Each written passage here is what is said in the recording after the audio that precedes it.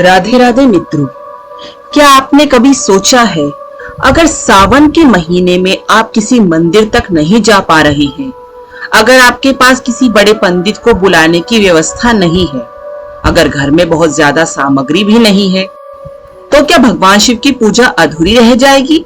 नहीं, क्योंकि भोलेनाथ को सबसे ज्यादा प्रिय क्या है? सोने चांदी के आभूषण, महंगी पूजा सामग्री, बड़ा मंदिर या फिर एक सच्चा मन। लेकिन यहाँ एक बात बहुत जरूरी है, सावन में हम जब घर पर शिवलिंग का अभिषेक करते हैं तो क्या हमें सीधे दूध चढ़ा देना चाहिए? क्या पहले जल चढ़ाना जरूरी है? क्या दूध के बाद फिर से जल चढ़ाना चाहिए? क्या घर पर पंचामृत से रुद्राभिषेक किया जा सकता है? बेलपत्र कितने चढ़ाने चाहिए? संकल्प कैसे लेना चाहिए? और सबसे जरूरी, क्या घर पर किया गया साधारण अभिषेक भी रुद्राभिषेक कहलाता है? आज की इस पूरी कथा में हम इन सभी सवालों का जवाब जानेंगे। लेकिन वीडियो को बीच में मत छोड़िएगा, क्योंकि आगे मैं आपको एक छोटी सी कथा भी सुनाने वाली हूँ, जिसमें एक साधारण परिवार की जिंदगी में लगातार परेशानियां चल रही थी। घर में तनाव था, पैसों की कमी थी, मन में अशांति थी, और फिर सावन में उन्होंने भगवान शिव की पूजा की। अब इसे चमत्कार माने या आस्था, लेकिन उस परिवार के साथ जो बदलाव आया उसने उन्हें हमेशा के लिए शिव भक्त बना दिया। और इसी कथा के माध्यम से हम समझेंगे कि शिव पूजा में असली महत्व सामग्री का नहीं, भावना का माना जाता है। ऐसा क्यों है? नमस्कार भक्तों, आप देख रहे हैं ज्ञान का संसार, जहां हम लेकर आते हैं सनातन धर्म, पुराणों, आध्यात्मिक ज्ञान और जीवन से जुड़ी ऐसी बातें जो केवल सुनने के लिए नहीं बल्कि जीवन में उतारने के लिए होती हैं। तो आज की इस पावन यात्रा को अंत तक जरूर देखिएगा। हर हर महादेव। सावन आते ही वातावरण जैसे अपने आप बदल जाता है। मंदिरों में घंटियों की आवाज, सड़कों पर कावड़िए, हर तरफ गूंजता हर हर महादेव। कहीं भक्त दूध लेकर जा रहे हैं, कहीं गंगा जल, कहीं बेलपत्र, और कहीं सुबह सुबह पूरा परिवार मिलकर शिवलिंग पर जल चढ़ा रहा है। लेकिन सवाल है, आखिर सावन ही शिव जी को इतना प्रिय क्यों होता है? धार्मिक परंपराओं में सावन का महीना भगवान शिव की आराधना के लिए विशेष माना गया है। इस समय भक्त जलाभिषेक, रुद्राभिषेक, महामृत्युंजय मंत्र, शिव मंत्र और शिव आरती के माध्यम से भगवान शिव का स्मरण करते हैं। और शायद यही वजह है कि सावन केवल कैलेंडर का एक महीना नहीं लगता, बल्कि एक ऐसा समय लगता है जब मनुष्य अपने भीतर भी झांकने लगता है। क्योंकि शिव केवल मंदिर में बैठे देवता नहीं है। शिव का अर्थ है हमें सिखाता है शांति, संयम, त्याग और भीतर के विष को संभालने की शक्ति। जैसे समुद्र मंथन से निकले विष को भगवान शिव ने अपने भीतर धारण कर लिया, वैसे ही हमारे जीवन में भी हर दिन कुछ ना कुछ ऐसा आता है जिसे हमें संभालना पड़ता है। घर की चिंता, पैसों की चिंता, रिश्तों की चिंता, बच्चों को भविष्य, काम का तनाव, और कभी कभी तो ऐसी परेशानी जिसके बारे में हम किसी से बात भी नहीं कर पाते। ऐसे समय शिव की पूजा केवल एक धार्मिक कर्मकांड नहीं रहती, वह मन को कुछ देर के लिए रोकने का माध्यम बन जाती है। चलिए आपको एक कहानी सुनाती हूँ। मान लीजिए एक परिवार है, नाम रख लेते हैं शर्मा परिवार। परिवार में पति पत्नी और 2 बच्चे। ऊपर से देखने पर बिल्कुल सामान्य परिवार, लेकिन अंदर से परेशानियां लगातार बढ़ ही रही थी। पति की नौकरी से तनाव था, घर का खर्च बढ़ता जा रहा था, बच्चे की पढ़ाई की चिंता, पति पत्नी के बीच छोटी छोटी बातों पर बहस होने लगी थी। माँ को लगता था कि घर में पहले जैसी शांति नहीं रही। एक दिन सुबह उन्होंने देखा कि घर में रखा छोटा सा शिवलिंग धूल से ढका हुआ था। माँ ने उसे साफ किया और बस एक गिलास जल लेकर शिवलिंग पर चढ़ा दिया। उन्होंने कोई बड़ी पूजा नहीं की, कोई विशेष मंत्र नहीं, बस हाथ जोड़कर कहा, भोलेनाथ, मैं पूजा की विधि नहीं जानती, मुझे बस इतना पता है कि आप मेरे भगवान हैं, मेरे घर को संभाल लीजिए, बस इतना।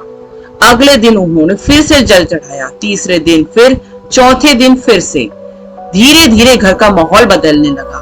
अब ध्यान दीजिए, इस कहानी को हम चमत्कार की तरह नहीं देख रहे, क्योंकि जीवन की हर समस्या सिर्फ पूजा से समाप्त नहीं हो जाती। ऐसा दावा करना सही नहीं है, लेकिन एक जरूरी चीज जरूर बदल सकती है, इंसान का मन। और जब मन शांत होता है तो वही इंसान समस्याओं के सामने बेहतर निर्णय ले पाता है। पति पत्नी ने एक दूसरे से बात करना शुरू किया, खर्चों का हिसाब बनाया, बच्चे के साथ बैठना शुरू किया और घर में रोज कुछ मिनट शिव का स्मरण होने लगा। कुछ महीनों बाद उन्होंने पीछे मुड़कर देखा तो महसूस हुआ समस्या खत्म होने से पहले शायद हमारा डर खत्म हुआ था। और यही शिव भक्ति का एक सुंदर पक्ष है। अब आते हैं सबसे जरूरी सवाल पर, क्या घर में रुद्राभिषेक किया जा सकता है? धार्मिक परंपरा में पूर्ण वैदिक रुद्राभिषेक में रुद्र पाठ, विशेष मंत्र और विधि पूर्वक कर्मकांड शामिल हो सकते हैं, जिन्हें विद्वान पुरोहित द्वारा कराया जाना आदर्श माना जाता है। लेकिन सामान्य भक्त अपने घर में भगवान शिव का सरल अभिषेक भी कर सकते हैं। और यहाँ सबसे महत्वपूर्ण चीज है भक्ति, स्वच्छता और श्रद्धा। इसीलिए अगर आप सावन में मंदिर नहीं जा पा रहे तो ऐसा मत सोचिए कि आपकी पूजा भगवान शिव तक नहीं पहुंचेगी। आप घर के पूजा स्थान पर शिवलिंग स्थापित करके श्रद्धा पूर्वक अभिषेक कर सकते हैं। लेकिन हाँ, विधि को समझना जरूरी है, तो अब ध्यान से सुनिए, क्योंकि अगले कुछ मिनटों में हम घर पर किए जाने वाले अभिषेक की पूरी प्रक्रिया समझेंगे। सबसे पहले स्वयं स्नान करें, स्वच्छ वस्त्र पहने, फिर पूजा का स्थान साफ करें। अगर घर में पहले से शिवलिंग है तो उसे साफ स्थान पर रखें।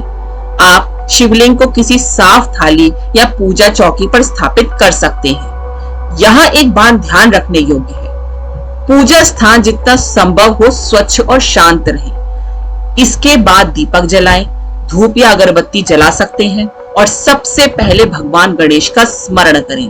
क्यों? क्योंकि सनातन पूजा परंपरा में किसी भी शुभ कार्य से पहले गणेश जी का स्मरण किया जाता है। आप सरल शब्दों में कह सकते हैं, हे गणपति महाराज, मेरी पूजा को निर्विघ्न पूर्ण होने का आशीर्वाद दे। बस भक्ति के लिए कठिन संस्कृत बोलना अनिवार्य नहीं है।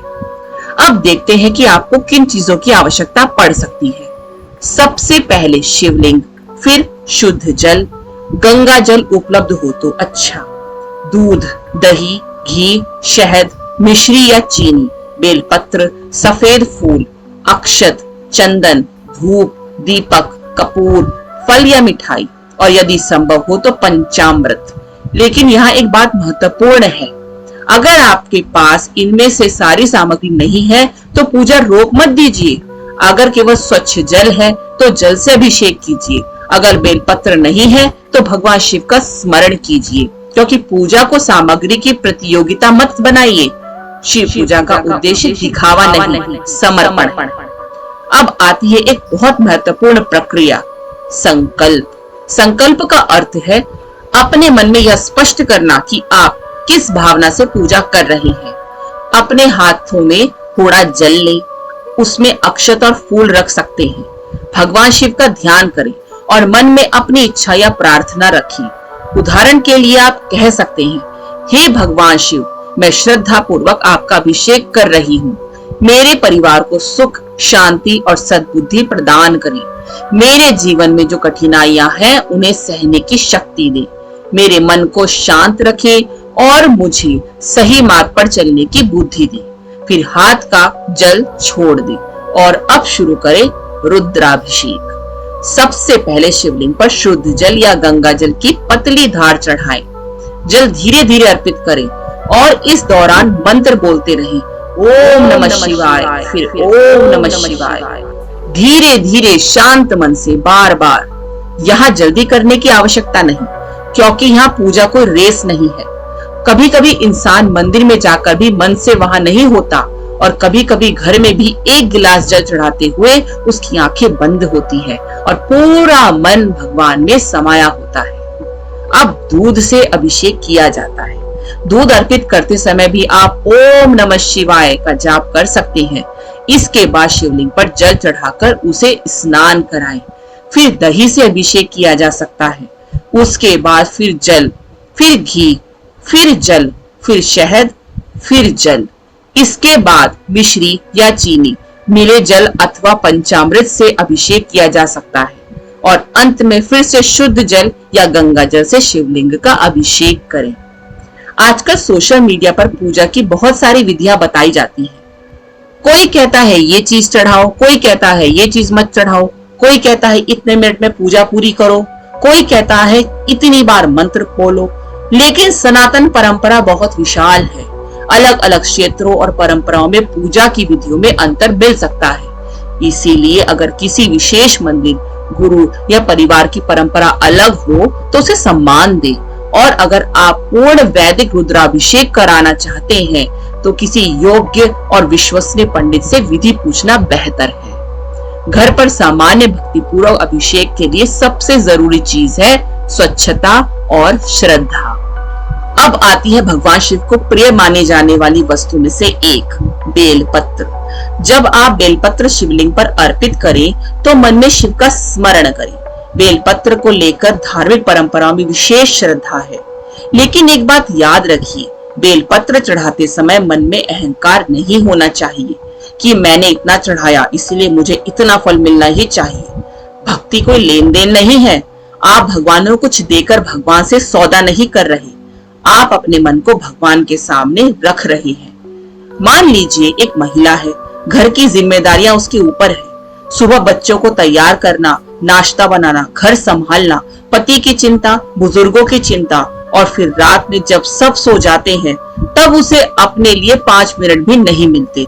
एक दिन सावन में वह सुबह उठती है, शिवलिंग के सामने बैठती है, एक लोटा जल चढ़ाती है और सिर्फ 2 मिनट आंखें बंद करके कहती है, भोलेनाथ मुझे सब ठीक करने की ताकत नहीं चाहिए, बस इतना कर दीजिए कि मैं टूटू नहीं।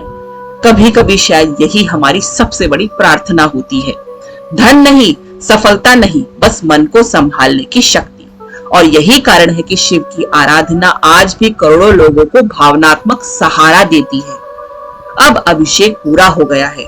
शिवलिंग को साफ कपड़े से बहुत धीरे से पोंछी, फिर चंदन अर्पित करें, बेलपत्र चढ़ाएं, फूल अर्पित करें, अक्षत चढ़ाएं, धूप जलाएं, दीपक जलाएं, फिर फल, मिठाई या पंचामृत का भोग लगाएं।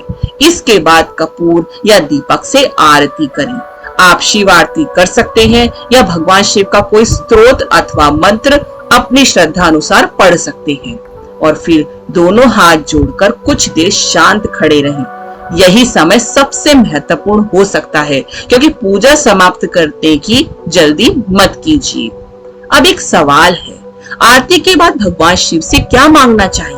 क्या सिर्फ पैसा, नौकरी, घर, गाड़ी, सफलता या कुछ और?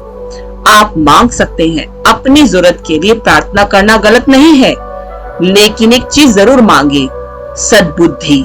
क्योंकि अगर बुद्धि सही है तो इंसान कठिन परिस्थितियों में भी रास्ता निकाल सकता है। शिव से कहिए, मुझे सही और गलत में अंतर समझने की बुद्धि दीजिए, मुझे अपने क्रोध पर नियंत्रण दीजिए, मुझे अपने परिवार को समझने की शक्ति दीजिए, मुझे कठिन समय में टूटने से बचाइए, और अगर मेरी इच्छा मेरे लिए सही नहीं है तो मुझे उसे स्वीकार करने का साहस दीजिए। यह प्रार्थना बहुत गहरी है, क्योंकि कई बार हम भगवान से कहते हैं, मेरी इच्छा पूरी करो, लेकिन शायद इससे बेहतर प्रार्थना है, मेरे लिए जो सही है वह मुझे स्वीकार करने की शक्ति दो। यहाँ एक बहुत जरूरी बात है, हमें धार्मिक आस्था का सम्मान करते हुए यह भी समझना चाहिए कि जीवन में हर परिणाम केवल पूजा पर निर्भर नहीं करता। अगर किसी को नौकरी चाहिए तो पूजा के साथ प्रयास भी जरूरी है। अगर घर में आर्थिक परेशानी है तो भगवान का नाम लेने के साथ खर्च और आय का हिसाब भी जरूरी है। अगर रिश्तों में समस्या है तो पूजा के साथ संवाद भी जरूरी है। अगर कोई विद्यार्थी परीक्षा की तैयारी कर रहा है तो शिव जी के सामने दीपक जलाने के साथ किताब भी खोलनी पड़ती है। शिव हमें शायद यही सिखाते हैं, कर्म करो और मन को स्थिर रखो। भगवान पर विश्वास का अर्थ कर्म छोड़ देना नहीं है, बल्कि कर्म करते हुए भीतर से टूटने से बचना है। एक भक्त रोज भगवान शिव की पूजा करता था। वह हर दिन मंदिर जाता, जल चढ़ाता, फूल चढ़ाता, मंत्र पढ़ता, लेकिन उसकी एक शिकायत थी। वह कहता, भगवान मैं इतनी पूजा करता हूँ फिर भी मेरे पास परेशानियां खत्म क्यों नहीं होती। एक दिन वह बहुत दुखी होकर मंदिर में बैठ गया। उसने कहा, भोलेनाथ अगर मेरी पूजा से मेरी समस्या दूर नहीं होती तो मैं क्या करूं? कहते हैं कि उसी क्षण उसके भीतर एक विचार आया, क्या तुम मुझे केवल इसलिए पूछते हो क्योंकि तुम्हें बदले में कुछ चाहिए? वह भक्त चुप हो गया। उसे समझ आया वह भगवान को याद नहीं कर रहा था, वह भगवान से सौदा कर रहा था। उस दिन उसने कहा, आज से मैं आपसे समस्या खत्म करने की नहीं, उसे सहने और सही तरीके से हल करने की शक्ति मांगूंगा। और यही उसके जीवन की सबसे बड़ी पूजा बन गई। यह कथा हमें एक बहुत सुंदर बात समझाती है। भगवान की भक्ति केवल इच्छा पूरी करने का माध्यम नहीं है, भक्ति इंसान को बदलने का रास्ता भी हो सकती है। सावन में घर पर रुद्राभिषेक करते समय कुछ बातों का ध्यान रखना भी जरूरी है। सबसे पहली बात, पूजा स्थान साफ रखें। दूसरी, स्वयं भी स्वच्छ होकर पूजा करें। तीसरी, जल और पूजा सामग्री श्रद्धा से अर्पित करें। चौथी, मंत्र का जाप शांति से करें। पांचवी, जल्दी जल्दी पूजा खत्म करने के बजाय मन को पूजा में लगाएं। छठी, अगर किसी विशेष सामग्री या विधि को लेकर संदेह है तो अपने परिवार की परंपरा या किसी योग्य पंडित से मार्गदर्शन लें। और सातवीं, पूजा को प्रदर्शन मत बनाइए। भगवान शिव के सामने कैमरा नहीं, अपना मन होना चाहिए। आरती के बाद प्रसाद भगवान को अर्पित करें, फिर स्वयं ग्रहण करें और परिवार में बांटें। अगर घर में बच्चे हैं तो उन्हें भी पूजा में शामिल करें। उन्हें सिर्फ यह मत बताइए कि यह करना जरूरी है, उन्हें यह भी बताइए कि क्यों करना है। उन्हें समझाइए कि शिव का अर्थ केवल मंदिर जाना नहीं, शिव हमें धैर्य सिखाते हैं, संयम सिखाते हैं, क्षमा सिखाते हैं, विष को संभालना सिखाते हैं और सबसे बढ़कर अहंकार छोड़ना सिखाते हैं। एक सवाल जो हर भक्त को खुद से पूछना चाहिए, अगर आज आप सावन में शिव जी का अभिषेक करने जा रहे हैं तो पूजा शुरू करने से पहले खुद से एक सवाल पूछना जरूरी होता है, मेरे जीवन में ऐसा क्या है जिसे मुझे शिव के सामने छोड़ देना चाहिए? क्रोध, डर, कड़वाहट, भविष्य की चिंता, बात का पछतावा या शायद अपने बारे में बनाई हुई कोई गलत धारणा? शिवलिंग पर जल चढ़ाते समय केवल जल मत चढ़ाइए, अपने भीतर का थोड़ा सा बोझ भी छोड़ने की कोशिश कीजिए। तो आइए अंत में पूरी प्रक्रिया को एक बार फिर याद कर लेते हैं। स्नान करें, स्वच्छ कपड़े पहने, पूजा स्थान साफ करें, शिवलिंग स्थापित करें, दीपक जलाएं, गणेश जी का स्मरण करें, फिर जल, अक्षत, फूल लेकर संकल्प करें। इसके बाद शुद्ध जल या गंगा जल से अभिषेक करें, फिर दूध, जल, दही, फिर जल, फिर घी, फिर जल, शहद के बाद फिर जल, मिश्री या पंचामृत और फिर अंत में शुद्ध जल या गंगा जल। इसके बाद शिवलिंग पर चंदन अर्पित करें, बेलपत्र चढ़ाएं, फूल और अक्षत अर्पित करें, धूप और दीप जलाएं, भोग लगाएं, आरती करें और अंत में शांत मन से भगवान शिव के सामने अपनी प्रार्थना रखें। और अब वीडियो खत्म करने से पहले मैं आपसे एक छोटी सी बात कहना चाहती हूँ। हो सकता है आपकी जिंदगी इस समय बिल्कुल आसान ना हो सकता है आप किसी ऐसी परेशानी से गुजर रहे हो जिसके बारे में आपने किसी से नहीं कहा हो सकता है बाहर से आप बिल्कुल ठीक दिखाई देते हो लेकिन अंदर से आपका मन बहुत थक चुका है। तो आज सावन में भगवान शिव के सामने बैठकर सिर्फ इतना कहिए, भोलेनाथ, मैं सब कुछ तुझ पर छोड़ता हूँ, मैं सब कुछ खुद संभालते संभालते थक चुका हूँ, जहाँ मेरी शक्ति खत्म हो जाए वहां आप मेरा हाथ पकड़ लेना, क्योंकि शायद यही शिव भक्ति की सबसे खूबसूरत बात है। हम भगवान शिव के पास इसीलिए नहीं जाते कि हमें कभी कठिनाई ना मिले, हम भगवान शिव के पास इसीलिए जाते हैं ताकि कठिनाई के बीच भी हमारा विश्वास न टूटे। तो अगर आप सावन में घर पर रुद्राभिषेक करने वाले हैं तो आज से इस बात को ध्यान रखिए, पूजा की सबसे बड़ी सामग्री श्रद्धा है और भगवान शिव के सामने सच्चे मन से झुका हुआ सिर शायद सबसे सुंदर अर्पण है। अगर आपको भगवान शिव की यह कथा रुद्राभिषेक की जानकारी अच्छी लगी हो तो वीडियो को लाइक जरूर करें, इसे अपने परिवार के उन लोगों तक जरूर पहुंचाएं जो सावन में भगवान शिव की पूजा करते हैं। और अगर आप पहली बार ज्ञान का संसार पर आए हैं तो चैनल को सब्सक्राइब कर लीजिए, क्योंकि यहाँ हम केवल कथाएं नहीं सुनते, हम उन कथाओं के पीछे छिपे जीवन के अर्थ को समझने की कोशिश करते हैं। कमेंट में एक बार जरूर पूरे विश्वास से लिखिए, हर हर महादेव। भगवान शिव आपके और आपके परिवार को सुख, शांति, सद्बुद्धि और शक्ति प्रदान करे। और जब अगली बार सावन की सुबह आप शिवलिंग पर जल की पहली बूंद चढ़ाएं तो याद रखिएगा, शायद वह जल केवल शिवलिंग पर नहीं, आपके अपने मन पर भी गिर रहा है। हर हर महादेव, जय भोलेनाथ, ओम नमः शिवाय।